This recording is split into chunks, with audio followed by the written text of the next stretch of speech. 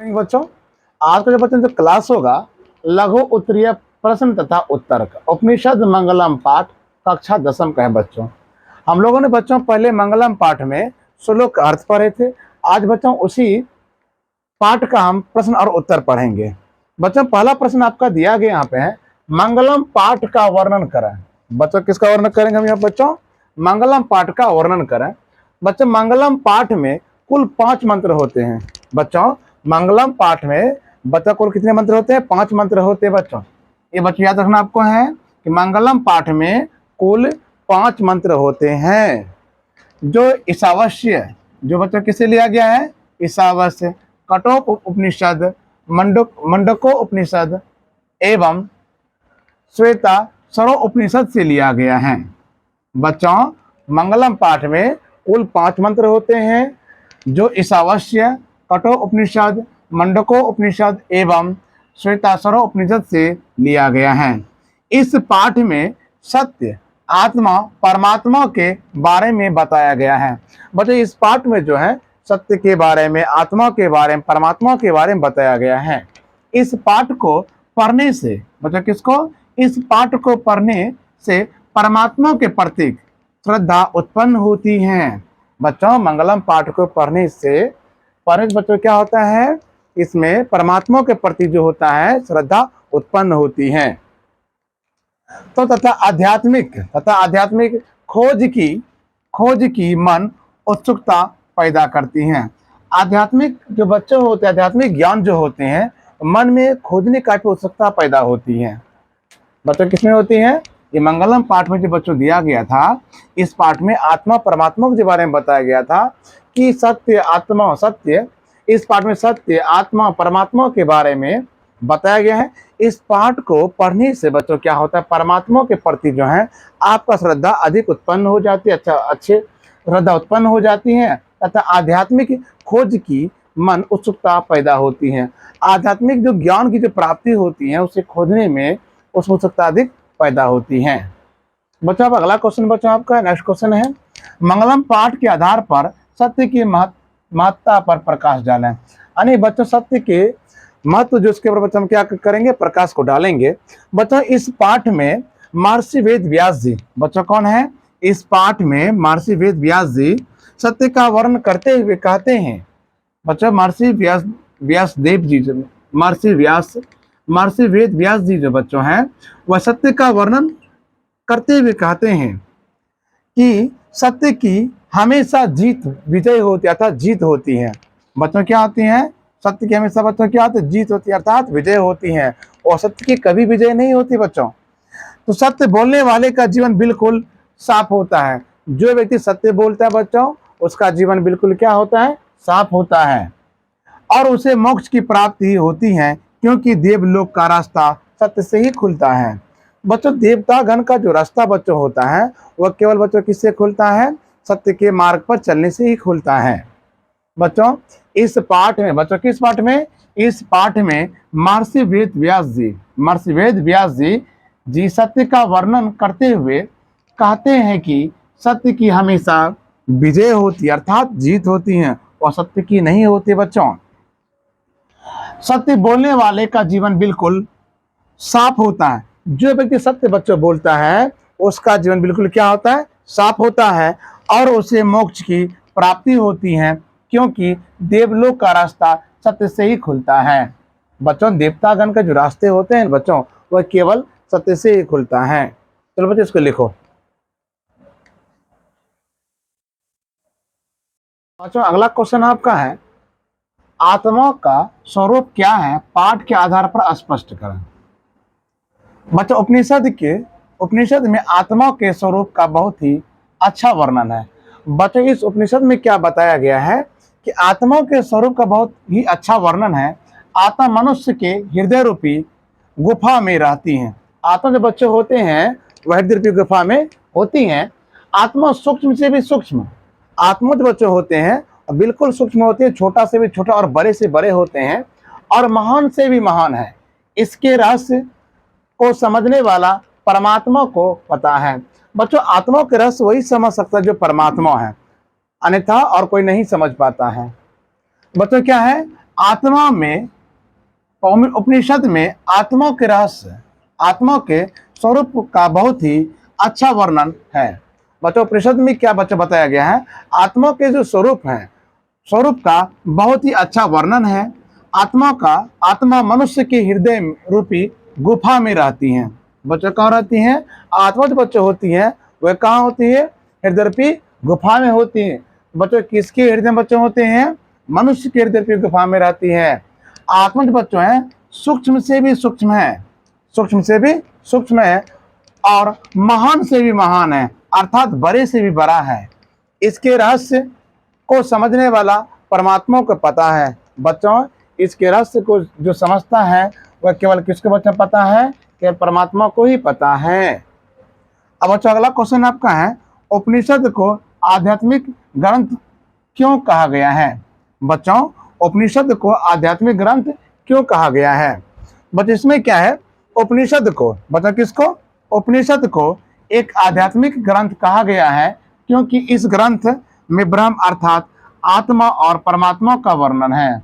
बच्चों इसमें क्या है, इस ग्रंथ बच्चों किसके बारे में बताया गया है, ब्रह्म अर्थात, ये जो ब्रह्म बच्चों किसको बोलते हैं, ब्रह्म कहिए या आत्मा कहिए, ये बच्चा ब्रह्म भी बोल सकते हैं, ईश्वर भी बोल सकते हैं, भगवान भी कह सकते हैं और आत्मा भी कह सकते हैं, और परमात्मा का वर्णन किया गया है। बच्चों फिर सुनो बच्चों, तो उपनिषद को एक आध्यात्मिक ग्रंथ कहा गया है।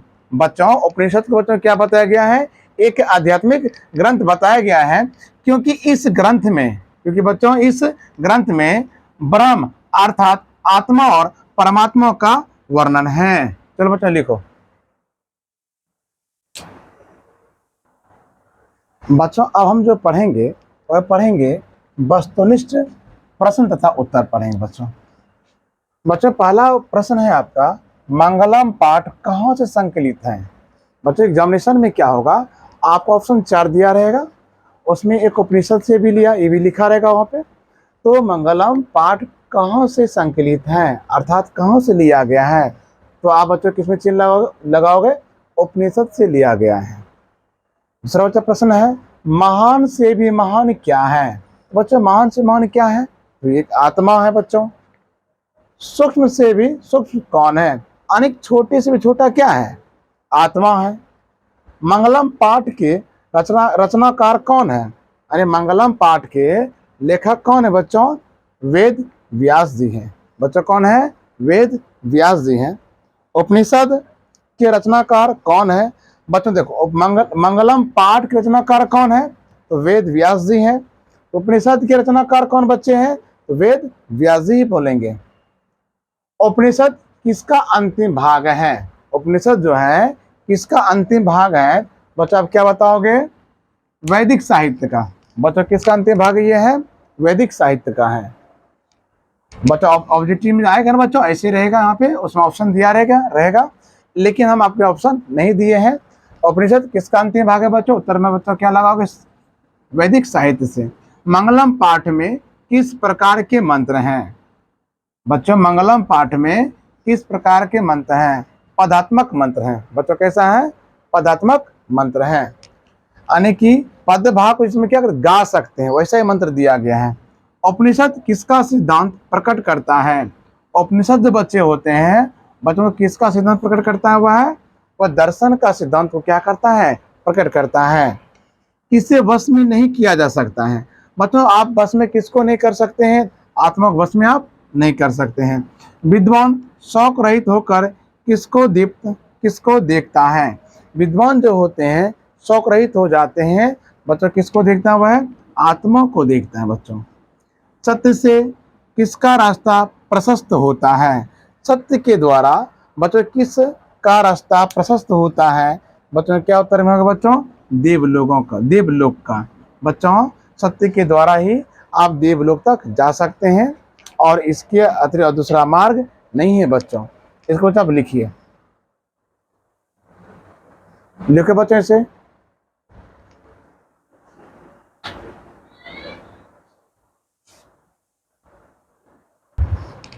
बच्चा प्रश्न नंबर 12 है बच्चों, इसे बच्चों संपूर्ण संसार किसके द्वारा अनुशासित हैं। बच्चों आपने मंगलम पाठ में पढ़े होंगे संपूर्ण संसार जो है बच्चों वो परमात्मा के द्वारा वह क्या अनुशासित हैं। वेदा महंतम पुरुषा महानतम, बच्चा बेटा डॉट डॉट दिया गया है। वित्तीय अनियन किस मंत्र किस उपनिषद से लिया गया है। ये बच्चों किससे लिया गया है? श्वेतरव उपनिषद से लिया गया है। बच्चों ये जो उपनिषद है मंगलम पाठ का, ये अंतिम भाग से लिया गया है। अनोन्य महत्व महिया आत्मन मंत्र किस उपनिषद से संग्रहित हैं। बच्चों ये कठोप उपनिषद से। बच्चों ये मंगलम पाठ का जो है ये सेकंड श्लोक है, उसमें बच्चों किससे लिया गया था? कठोप उपनिषद से लिया गया था। नदियों का नाम और रूप को छोड़कर किस में मिलती हैं। बच्चों ये उपनिषद, ये श्लोक नंबर बच्चों 4 हुआ। ये बच्चों किससे था उसमें पढ़े होंगे। यथा नद्य बला पर जिस प्रकार बहती हुई नदियाँ अपना नाम रूप छोड़ समुद्र में बच्चों किसमें विलीन हो जाती हैं। बच्चों कहाँ विलीन हो जाती है? बच्चों समुद्र में विलीन हो जाती हैं। किसकी विजय नहीं होती हैं। बच्चों किसकी विजय नहीं होते हैं? बच्चों असत्य की विजय नहीं होती है, असत्य की। किसकी महिमा का गायन हुआ है। बच्चों मंगलम पाठ बच्चों किसकी बच्चों गायन हुआ है? परमात्मा गायन हुआ है। ईश्वर क्या है? सत्य है। बच्चों ईश्वर क्या है? सत्य है। इस अवश्य उपनिषद में किसके विषय में कहा गया है। बच्चों इस अवश्य उपनिषद जो है आपका है बच्चों किसके विषय में बच्चों कहा गई है? सत्य के बारे में बताया गया है। तो हिरण्यन पात्रन सत्यस्मितम जो पढ़े हैं, सत्य का मुख बच्चों किससे ढका हुआ है? हिरण्यन पात्र से, यानी कि सोने के समान बर्तन से। कठोर उपनिषद में किसके बारे में कहा गया है? आत्मा के बारे में बच्चों बताया गया है। श्वेतासुर उपनिषद में किसके बारे में कहा गया है? बच्चों श्वेतासुर उपनिषद बच्चों परमात्मा के बारे में कहा गया है। किसके प्रभाव से विद्वान शौक रहित हो जाते हैं। अर्थात जिसमें कि लोभ मोह जब खत्म बच्चों कब हो जाते हैं? इंद्रियों के प्रभाव से। बच्चों किसके प्रभाव से? इंद्रियों के प्रभाव से। लिखिए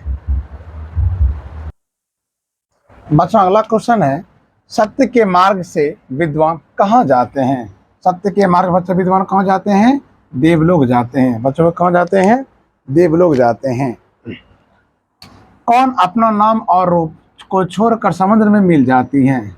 बच्चों कौन अपना नाम और रूप और छोड़ करके समुद्र में विलीन हो जाती हैं। बच्चों क्या ऑप्शन होगा इसका? नदियाँ। साधक किसको पार करते हैं? साधक मृत्यु को पार करते हैं। सत्य धर्म के लिए किसको हटा दें। सत्य धर्म के लिए किसको हटा दें? आवरण को। बच्चों किसको हटाएंगे? आवरण को। सत्य का मुख किस पात्र से ढका हुआ है? हिरण्यन पात्र से ढका हुआ है, सोने के समान पात्र से ढका हुआ है, इसको स्वर्ण भी कह सकते हैं। नदियाँ क्या छोड़कर समुद्र में मिल जाती हैं। बच्चों नाम रूप छोड़कर बच्चों क्या होते हैं? समुद्र में विलीन हो जाते हैं। प्राणियों के हृदय की गुफा में कौन बंद है। प्राणी जो है बच्चों उसके हृदय की गुफा में बच्चों क्या बंद है? तो आत्मा बंद है। नदियाँ कहाँ जाकर मिलती हैं बच्चों? समुद्र में जाकर के मिलती हैं। किसकी जय होती है? सत्य की। बच्चों एग्जाम में क्या होगा? किसकी जय नहीं होती है? बच्चों आप क्या लगाओगे? असत्य की। यहाँ क्या दिया? किसकी जय होती बच्चों? सत्य की जय। किसका मुख सोने के पात्र से बंद है। बच्चों सत्य का मुख बच्चों क्या है? सोने के पात्र से बंद है। बच्चों आज इतना ही रहा। बच्चों आप क्या कीजिएगा, जो आप वीडियो देख रहे हैं इस वीडियो को बच्चों अपने दोस्तों के पास शेयर करेंगे और उन दोस्तों को इतना शेयर करेंगे कि सभी दोस्तों के पास ये पहुंच सके। बच्चों इतना ही रहा आज। Thank you.